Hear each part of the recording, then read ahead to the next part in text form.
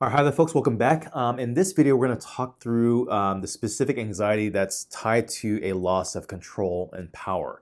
I experienced this myself actually just yesterday, and I was thinking through, what if I get sick? And I know that might not be a new thought for a lot of you out there, but I was thinking it through and like, man, you know what? I don't know necessarily what the game plan is. Like, how do I deal with that with my kids and my wife? Do I quarantine myself, and how do I do that well? And how do I, all these different kinds of things. So there's a certain anxiety I just was feeling yesterday about like how do I deal with these things, and I don't have necessarily a game plan or control over that, and I don't necessarily know if I have all the resources to be able to handle that. But that is a good example of what this particular area looks like, because really behind that thought process is that I am experiencing a loss of control, that I don't have the control to game plan well. I don't know if I have all the answers. And for planners, for all of us out there who are really diligent and responsible and thinking, hey, we need to be able to be prepared, this is going to be a really hard time because we don't necessarily have all the answers and all the mechanisms to plan and prepare well. And even our best laid plans might be thwarted tomorrow. And so that's a very difficult place to be. But beyond simply having a diverse set of options when it comes to a plan for what to do, really the anchoring point here, the thought to bring to the forefront to really vaccinate here and to inoculate is, what do we do when we don't have control, when we don't have power? And so, as I mentioned before in the introductory video, that this thought process has a lot to do, at least in my observation, with the lack of power and control over the ability to protect ourselves and our loved ones, the ability to provide, and the ability to prevent suffering from happening. And so, literally, like one of my friends was mentioning to me, like, you know what, if my kids get sick, even if it's not coronavirus, like I don't know what to do because they have a situation where they have compromised immunity, and they could suffer seizures, they could suffer a number of different things, and I don't have access to medical care as easily anymore because of the coronavirus. And so there's a real fear behind some of these questions. And so not having power and control over these situations and all the mechanisms that you would have before are no longer available, that's definitely a powerless feeling to feel, right?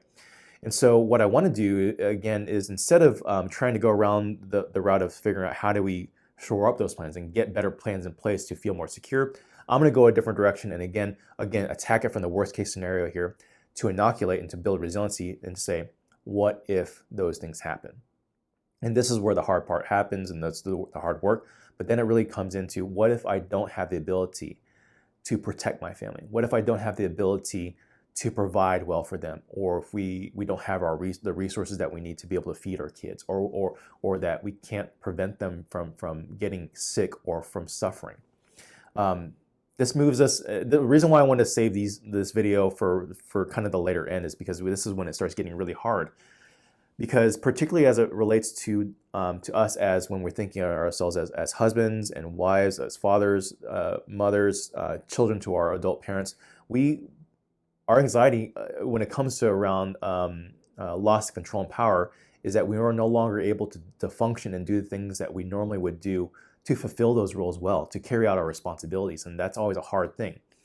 And there's never really an easy answer to this one. So it's one of the reasons why I wanted to save this video for the last few ones to go through, because what this will come down to, at least the way I've experienced and the way I've had to work through this with my clients, is asking the worst case scenarios. And literally, I remember I had a client who was talking through working through just addiction with their adult kid, and they're talking through, okay, well, what happens if I don't help? My child could what? Like, I was asking the what if question, like, what if you don't help? What could happen if you don't help your child who is an addict? And the answer is, they could die. And that's the point of the what if question, is to go to the very worst case scenario and say, okay, can you be okay even in that situation? And don't get me wrong, that's a very hard question to answer, very painful one, but it's one that must be asked. And so I'm asking this question to my client, and it's one that I'm asking to all of you right now who are feeling this kind of anxiety. What if you can't control bad things happening to those that you care about? You have no plan in place. There's nothing that you can do to stop that from happening. Can you be okay? And so I'll say for myself, this is a question that I've had to ask and answer for myself on a daily basis, because When it comes to this kind of arena, it is a question of what happens if my kids suffer. What happens if my kids die? I still have 3 other kids. And this is a question I have to ask often, is I have no control. I have to remember that I have very little control in reality over preventing very bad things happening to my kids, to my parents, to my loved ones.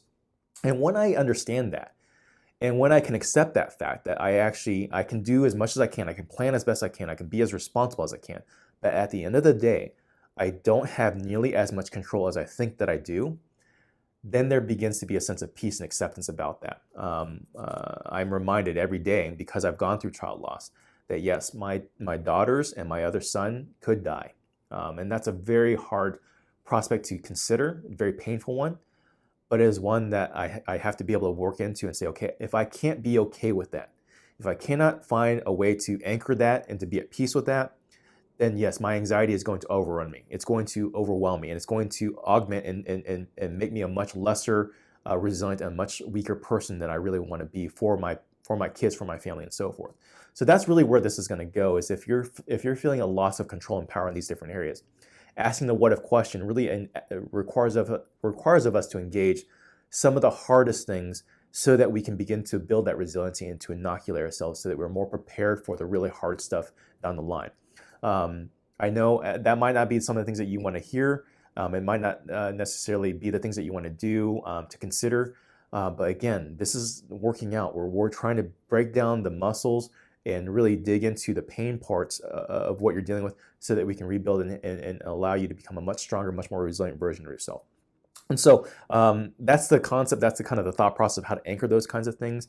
I will definitely say that's not one of those kind of things that's just a one-time thing. It's for myself as well. I've got to remind myself constantly, anchor that thought again and again and again each day. And that's how I take care of myself mentally and emotionally. It's also one of those kind of things I would not recommend that you do on your own either. Definitely connect with other people, be able to talk that out and to remind yourself of these truths so that you can hold fast to them. Definitely, again, reach out to us at Watershed Initiative to build those connections and to reach out for help and to get help with those kind of thoughts to anchor them well.